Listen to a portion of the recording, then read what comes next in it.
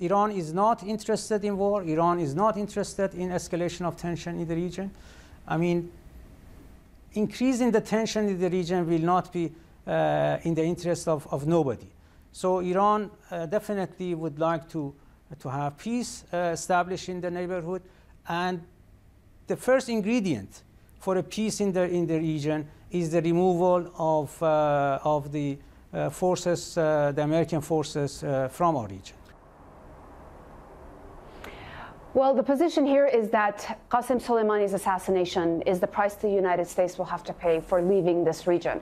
His death is the reason they have to leave. The Iranians want the U.S. troops to leave the entire Middle East. This is something they say is not negotiable. Until that happens, this kind of rhetoric, the back and forth between the two sides will continue, and the tensions will continue to increase as the other countries in the region and in the world try to calm the situation as much as they can. Dorsa, Donald Trump had talked about Iran standing down in his White House address last night, but it seems that Iran doesn't seem to be willing to give up Qassem Soleimani's work. Tell us more.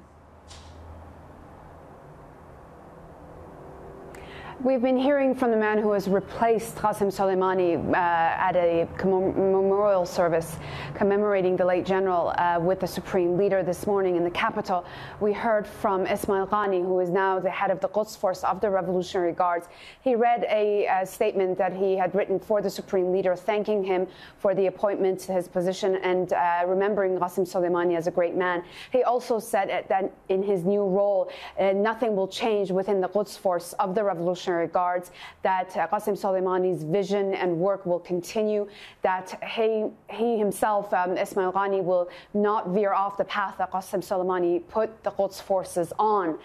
We've also been hearing from a former head of the Revolutionary Guard, Commander Major General Rahim Safavi, who is now the senior military advisor to the supreme leader. He said that Qassem Soleimani's assassination will bring about some major security changes in the Middle East. He also accused the American spy agency, the Central Intelligence Agency, as well as Israel's spy agency, Mossad, security agency Mossad, for the assassinations. And he said that the rockets that were launched to Iraq at the U.S. bases there are just the first step. And it took the United States 19 hours to respond. And he referred to U.S. President Donald Trump as that stupid president who has realized that they don't have the strength to respond to Iran. We've also been hearing that the Iranian President Hassan Rouhani has been speaking to the British Prime Minister Boris Johnson over the phone. They just finished a phone conversation